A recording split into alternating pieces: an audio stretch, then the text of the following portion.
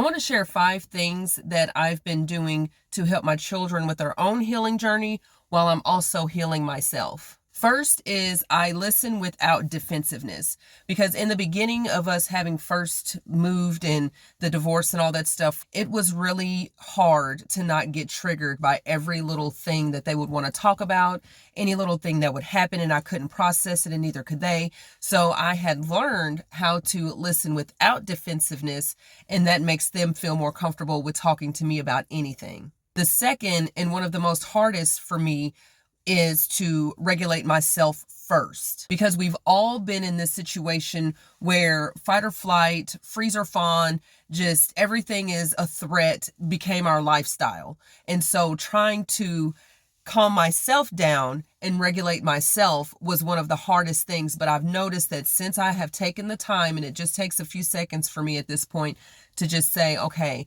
this is not a threat. This is not something that I need to react to in a harsh way. I can calm myself and then approach whatever the situation is. It's doing wonders for me and my children. The third thing is not forcing forgiveness. Now, yes, I'm a firm believer, and this is also in my method that I teach.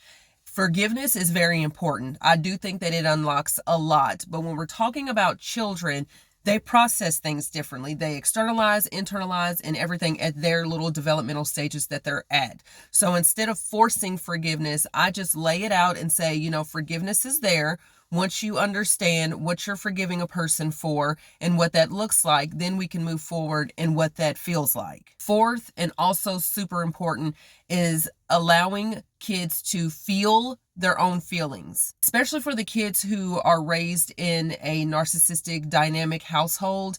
They are used to not being able to feel or being told how to feel something. So creating a space where it's like, I can see that you're upset. Why are you upset? And allowing them to explain that, and then given the opportunity to learn about emotions and what they're feeling, that's totally different than what they're used to. And last but not least, breaking silent patterns. Because if the situation was one where, again, the family dynamic was experiencing characteristics or traits of someone who was a narcissist, then silence was most likely used as a weapon and as punishment. For me, it was really paying attention to how my children reacted and behaved. And if they just shut down and had the type of silence that was like, okay, I can tell that you are pushing some things down.